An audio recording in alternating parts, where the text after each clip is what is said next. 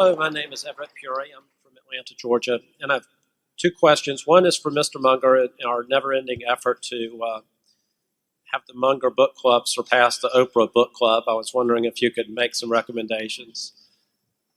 Yeah.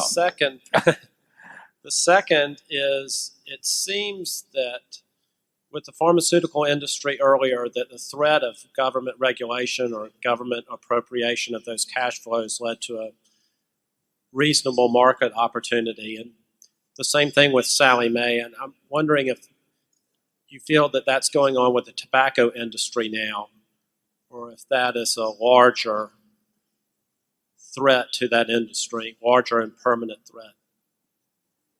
Well, number one, the books. Hagstrom sent me chapters of his latest book on Warren Buffett called The Buffett Portfolio, and I didn't read them because I thought his first book was a respectable book but didn't contribute too much to human knowledge. And anyway, he sent me the second book, a full version, and I read it, and I was flabbergasted to find it not only very well written, but a considerable contribution to the synthesis of human thought on the investment process. And I would recommend that all of you buy a copy of Hagstrom's second Buffett book. I noticed the airport was heavily promoting it, and it's called the Warren Buffett Portfolio. It doesn't pick any stocks for you, but it does illuminate how the investment process really works if you think about it rationally. Another book that I liked very much this year was Titan, the biography of the original John D. Rockefeller. That's one of the best business biographies I have ever read. It is, and it's a very interesting family story, too. That is just a wonderful, wonderful book, and I don't know anybody who's read it who hasn't enjoyed it. So I would certainly recommend that latest biography of John D. Rockefeller I.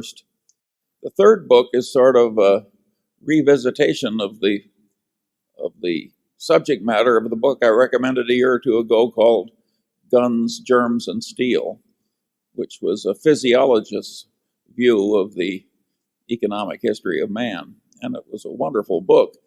And much of that same territory has now been covered by an emeritus history professor from Harvard who just knows way more economics and science than is common for a history professor.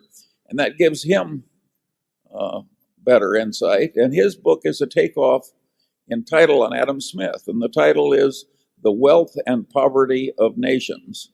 And the guy's name is Landis.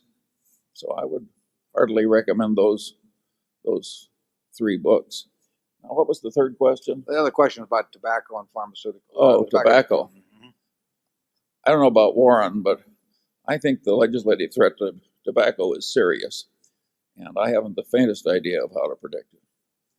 Yeah, I would say that there's no comparison between the threat to tobacco currently with the threat to pharmaceuticals in 1993. That the problems of the tobacco companies are of a far different order than the problems of the pharmaceutical companies.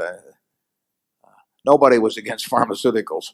They were just had different ideas about maybe pricing and distribution and all of that. But tobacco is a different story. So, I mean, tobacco companies.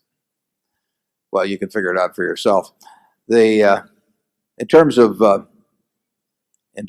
books, I would recommend. Many of you may have read it, but this goes back more than a year. But I would, if you haven't read Katharine Graham's autobiography, it is one terrific book. It's a very incredibly honest book, and it's a fascinating story. I mean, it's a life that's seen all kinds of things in politics and in business and in government. It's a great read. A book that came out just in the last few months in the investment world that I would certainly recommend everybody is Common Sense on Mutual Funds by Jack Bogle.